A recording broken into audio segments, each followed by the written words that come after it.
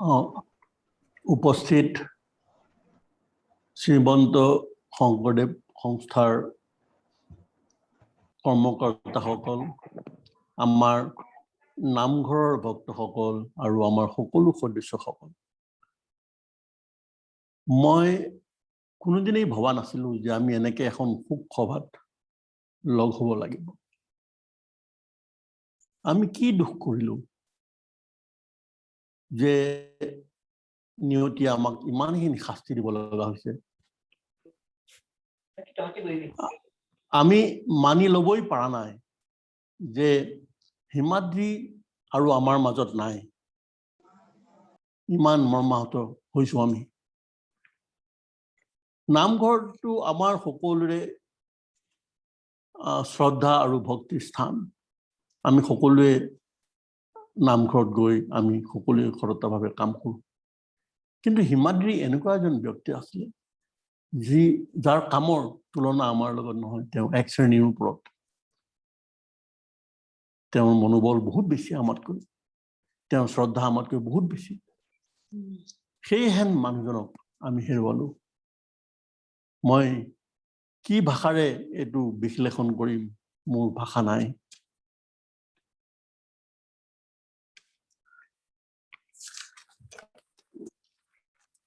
আমি তেখেতৰ ধৰ্মপত্নী শ্ৰীমতী গীতাঞ্জলি দেৱীক নিমন্ত্ৰণ কৰিছিলোঁ আমাৰ এই প্ৰগ্ৰামত জইন কৰিবলৈ। লগতে তেওঁৰ পৰিয়ালৰ দুই এজনকো অনুৰোধ কৰিছিলোঁ ইয়াতে জইন কৰিবলৈ।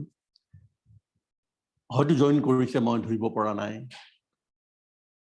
তেওঁলোকৰ সন্মুখত মই আকৌ ক'ব বিচাৰোঁ যে আমি সঁচাকৈ বহুত বহুত মৰ্মাহত।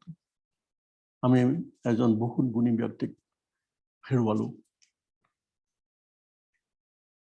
আমাৰ এই শোক সভাত আপোনালোক আটাইয়ে আগবাঢ়ি আহি আপোনালোকৰ সময়খিনি দিছে, তাৰ কাৰণে আমি সঁচাই বহুত ধন্য। এইখিনিতে আমি ক'ব বিচাৰোঁ যে আমি এটা শোকবাৰ্তা প্ৰেৰণা কৰিব বিচাৰিছোঁ। আমাৰ সাধাৰণ সম্পাদক শ্ৰীমান ৰাজীৱ বৰ্মনে শোকবাৰ্তাটো পঢ়ি শুনাব। তাৰপিছত আমাৰ কাৰ্যকৰী সংস্থাৰ দুই এজন ব্যক্তিও, ইনক্লুডিং আমাৰ ৱৰ্কিং প্ৰেচিডেণ্ট, তেওঁলোকেও দুআষাৰ ক'ব। আমি সেই প্ৰগ্ৰামটোলৈ আগবঢ়াৰ আগতে এক মিনিট মৌনব্ৰত কৰিব বিচাৰিছোঁ। আমাৰ হিমাদ্ৰীৰ নামত আমি এক মিনিট মৌনব্ৰত কৰি তেওঁৰ আত্মাৰ শান্তিৰ কাৰণে প্ৰাৰ্থনা কৰিব বিচাৰিছোঁ। আহক আমি তেখেতটো আৰম্ভ কৰোঁ।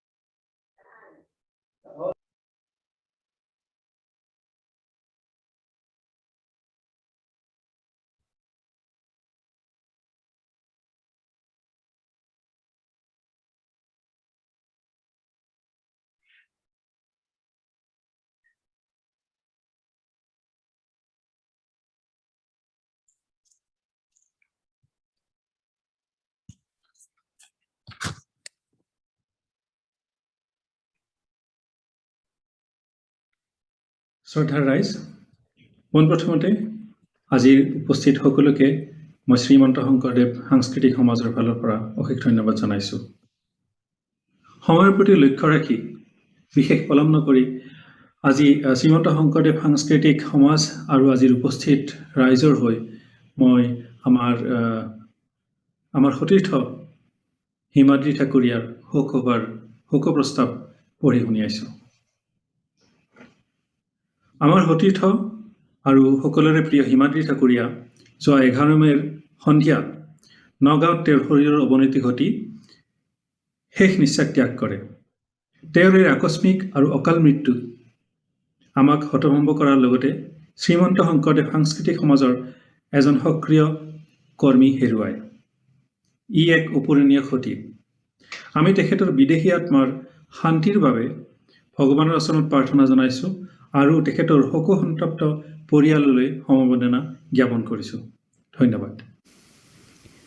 বিশ্ব সংহাৰী কোভিড মহামাৰীৰ প্ৰলয়ংকাৰী দ্বিতীয়টো ঢৌৱে আমাৰ বহুজনৰ আপোনজনক আমাৰ মাজৰ পৰা কাঢ়ি লৈ গৈ আছে।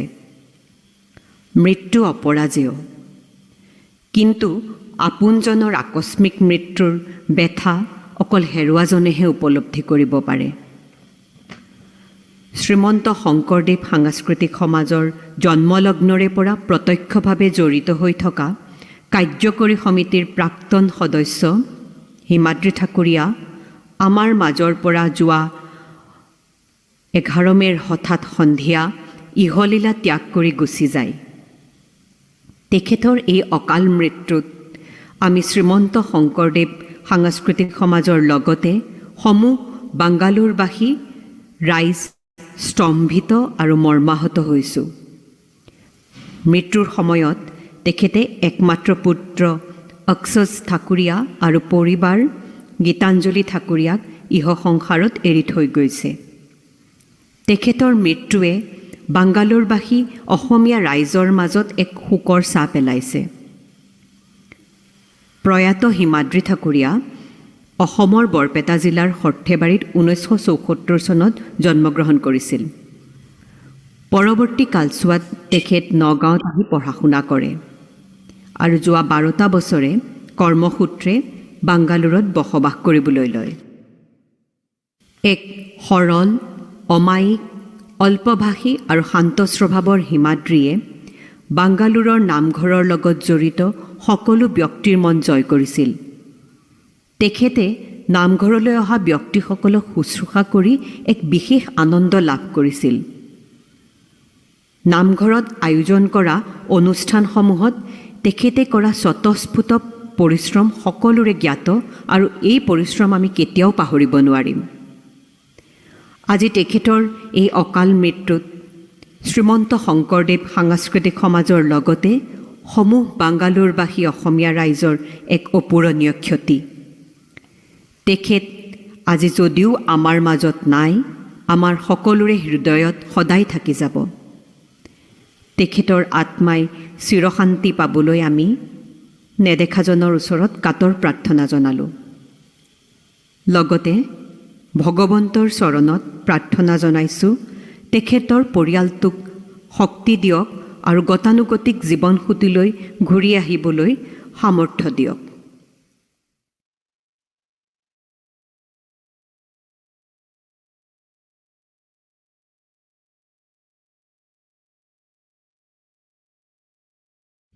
যোৱা ইংৰাজী 11 মে'ত আমাৰ সকলোৰে প্ৰিয় বহুতৰ পৰিচিত মোৰ ভাতৃসম হিমাদ্ৰী ঠাকুৰীয়াৰ COVID-19ত অকাল মৃত্যু ঘটিছে। এই খবৰটোৱে আমাক সকলোকে মৰ্মাহত কৰিছে। It's a very shocking news.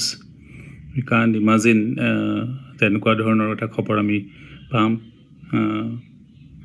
Himadri আমাৰ বিশেষকৈ যিসকল লোক শ্ৰীমন্ত শংকৰদেৱ সাংস্কৃতিক সন্থাৰ লগত জড়িত, নামঘৰৰ লগত জড়িত, সকলোৱে জানে সি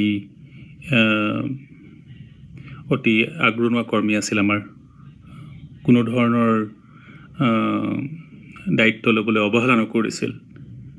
আমাৰ যেতিয়া ৰাজহুৱা নাম হয় নামঘৰত, সেই নামৰ পিছত সকলো সামৰি সুতুৰি ৰখাৰ যিটো গুৰু দায়িত্ব থাকে, বেছিভাগ সময়তে হিমাদ্ৰীয়ে সেই দায়িত্বটো লৈছিল।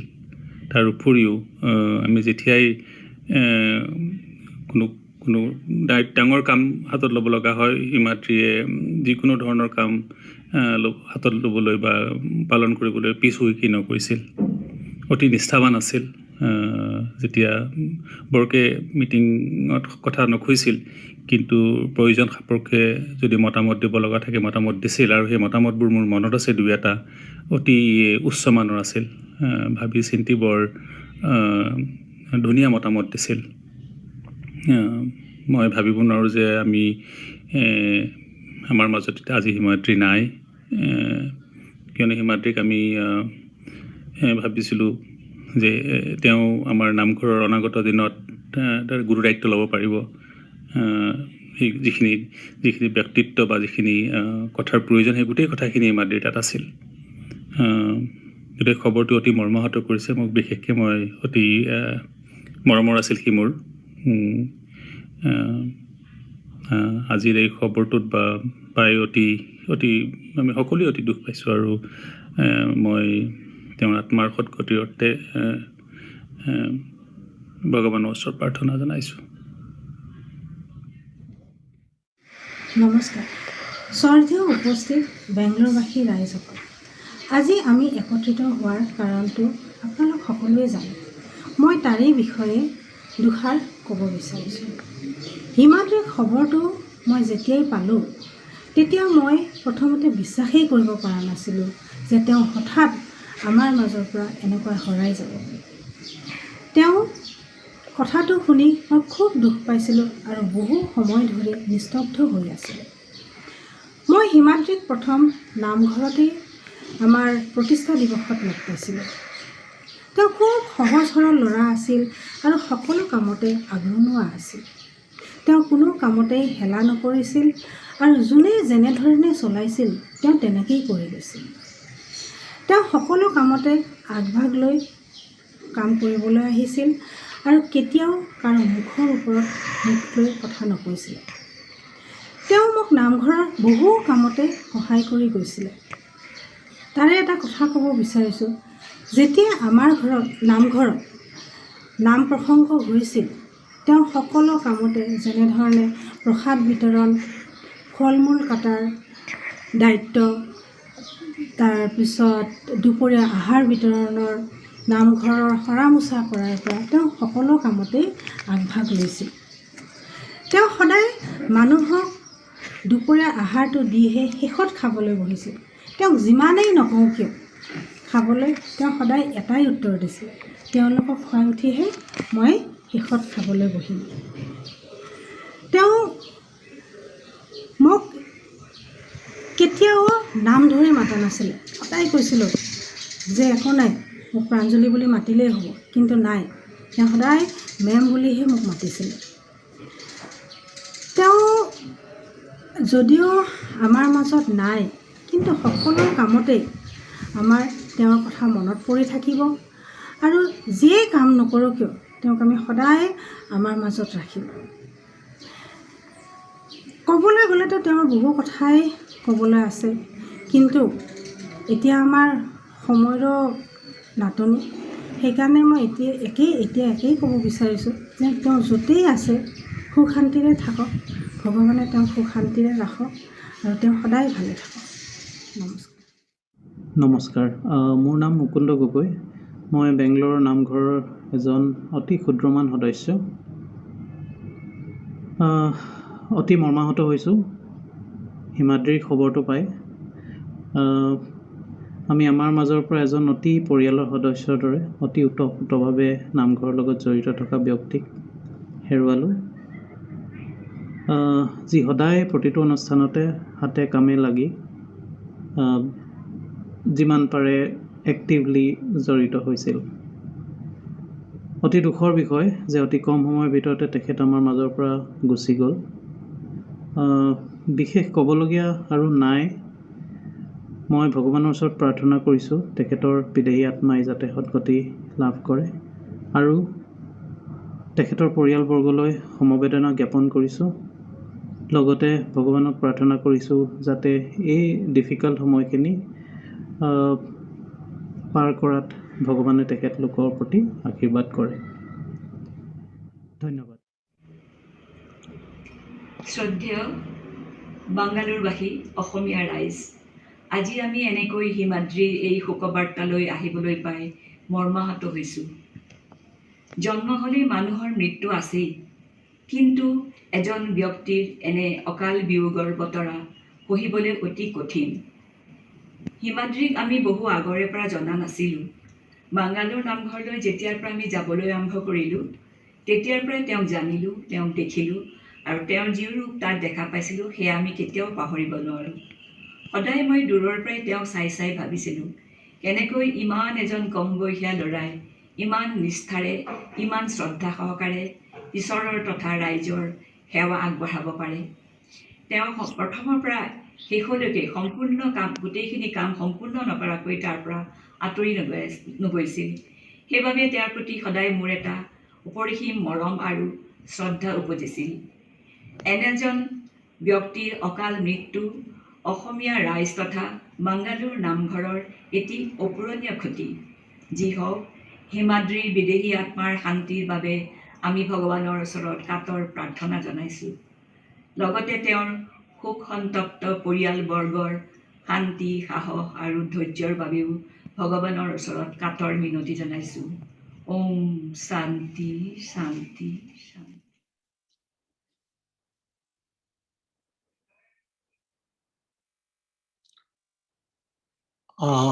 আমি এইখিনিতে এটা সৰু প্ৰাৰ্থনা আগবঢ়াব বিচাৰিছোঁ।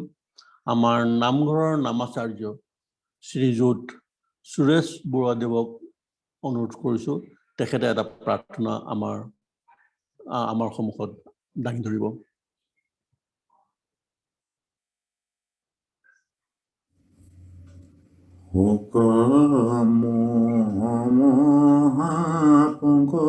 মাজে অৰ্জুন মগন ভৈলা নেগি পৰম ঈশ্বৰ দৈৱগী দেৱনন্দন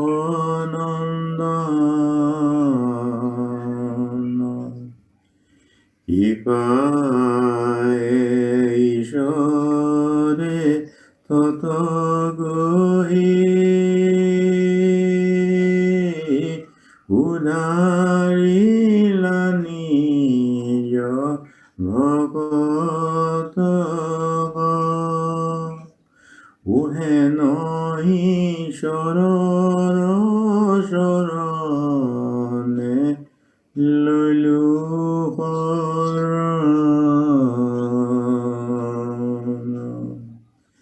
হে কৃষ্ণ ধনঞ্জয় বিঞ্জি কুলে শ্ৰেষ্ঠ দুষ্ট ৰাজা শুভঙ্কৰ দহনয়নন্দ ব্ৰিজ গোবিন্দ গৌৰী প্ৰদেৱ দুখহাৰী যোগেশ্বৰ সমস্তৰ গুৰু নমো ভগৱন্ত যুগ দয়ৰবিন্দ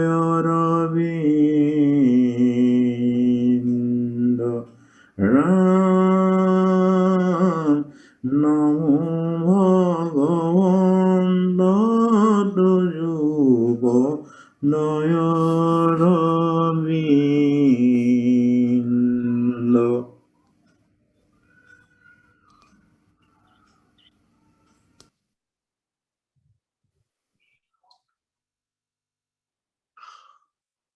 আমি আমাৰ কাৰ্যসূচী প্ৰায় শেষলৈ আহিলোঁ। এইখিনিতে মই এটা সৰু গুহাৰি দিব বিচাৰিছোঁ সকলো ৰাইজলৈ, যে এই মহামাৰী সঁচাকৈ খুব ভয়ংকৰ। ই আমাৰ বহুতকে আঁতৰাই লৈ গ'ল। আমাৰ নামঘৰৰ অতি প্ৰিয় হিমাদ্ৰীক নিচেই, তাৰ বাদেও বহুত মানুহক লৈ গৈছে। মোৰ বন্ধু বান্ধৱক বহুত নিছে, মোৰ স্কুলৰ ক্লাছমেট, মোৰ কলেজৰ ক্লাছমেট, মোৰ মই য'ত থাকোঁ সেই লেআউটৰ মানুহ বহুতকেই এই মহামাৰী লৈ গৈছে। এই মহামাৰী সঁচাকৈয়ে ভয়ংকৰ। এনে ক্ষেত্ৰত আমাক চৰকাৰে আৰু মেডিকেল কমিউনিটিয়ে যিখিনি উপদেশ আগবঢ়াইছে, যিখিনি প্ৰিকশ্যন ল'বলৈ আমাক জনাইছে, যি কৰিবলৈ কৈছে, সেইখিনি আমি সকলোৱে কৰা উচিত। আমি ইয়াক ঢিলাই দিয়া একেবাৰেই উচিত নহয়। একেবাৰে সৰু কথা, মাস্ক পিন্ধা, ডিষ্টেঞ্চ ৰখা, মানুহৰ গ্ৰুপত লগ নোহোৱা, এই ধৰণৰ যিবিলাক সৰু কথা আমাক চৰকাৰে কৈছে, মেডিকেল কমিউনিটিয়ে কৈছে, আমি সকলোৱে এইখিনি কৰিব লাগে। তেতিয়া আমি হয়তো ইমানখিনি বিপদত নপৰোঁ, এতিয়া যিমান বিপদত পৰিছোঁ। আজি বেংগালুৰুত এদিনত 20-25 হাজাৰকৈ মানুহ আক্ৰান্ত হৈছে। সাধাৰণ কথা নহয়। এইখিনি কথা মনত ৰাখি আমি সকলোকে মোৰ গুহাৰি এইটোৱেই যে আপোনালোকে সকলোৱে এইখিনি মানি চলক, সকলোৱে মানি চলক। সেইটো খুব সাধাৰণ কথা। এবাৰ ভাল হৈ গ'লে আমি আকৌ আগৰ নিচিনাকৈ থাকিব পাৰিম। এইখিনি কৈ মই হিমাদ্ৰী ঠাকুৰীয়াৰ আত্মাৰ শান্তিৰ কাৰণে আকৌ এবাৰ প্ৰাৰ্থনা কৰিলোঁ। আকৌ এবাৰ মই ভগৱানৰ ওচৰত প্ৰাৰ্থনা জনালোঁ আৰু তেওঁৰ খুব সন্তপ্ত পৰিয়াললৈ সঁহাৰি জনালোঁ যে তেওঁলোক ভালকৈ থাকক। তেওঁৰ ল'ৰা বহুত ভাল।